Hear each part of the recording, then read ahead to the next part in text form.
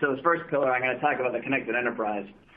I love this. I probably have the most content here because everyone loves the fact if I build a system and I plug it into the network, everything should just talk, right? Everything works magically. Everything happens.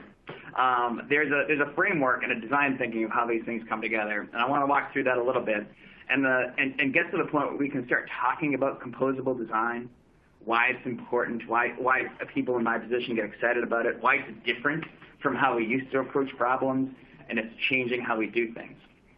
So let's start off by talking about sort of what's been sort of the standard way of operating, say, for the past 5 or 10 years.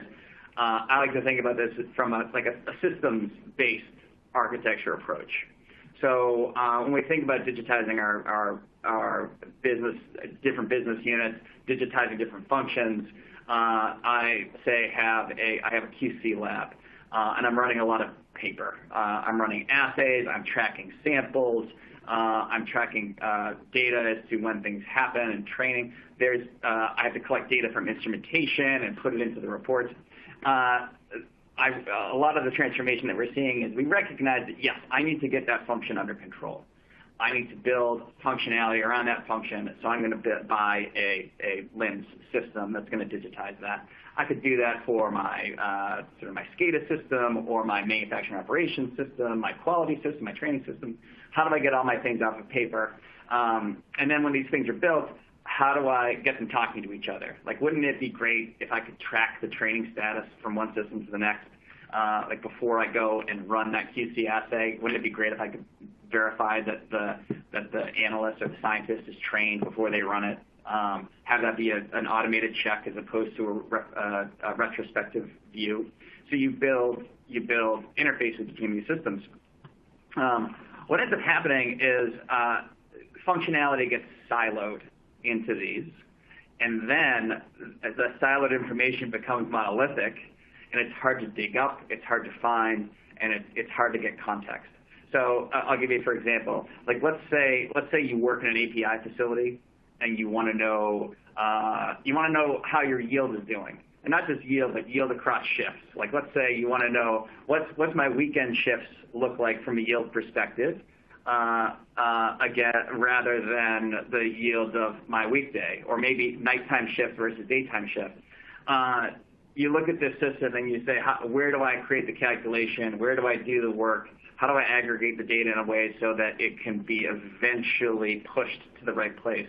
But really, you're looking at data and information from a lot of different sources. It could be from your materials. It could be from your training. It could be from your shift logs. It could be from your batch record. It could be from another reporting software that's built into your data system. You end up building functionality into these blocks, and they become bigger and bigger monoliths to break apart if you want to shift them, if you want to replace them. So the design thinking that the industry is moving on and where we're trying to go is towards a data-based architecture, thinking about the data first before I build these silos. So in this tradition, in the former way of thinking, where I'm thinking about an enterprise architecture, major functions, major applications that are handling specific parts of master data and where it goes. Instead, I'm trying to segment that. I'm segment that up between where does my data live, what type of applications do I have that kind of handle those types of transactions where you're building those business rules, and then on top of that, how do I view in? What's the operator experience viewing into that system? If you're an operator and you're working at a terminal trying to run a bioreactor, you probably need access to your ERP system for materials. You have your maybe an MES system for workflow. You need a DCS or a SCADA system to look at what your system is doing. Like, you need to have all these individual systems. Right now, they're broken into different interfaces. Why can't I have it as one? I need those applications to run their GMP business, but how I'm interacting with that, I need to change the experience. I got to change the user story about what is built for that operator interaction.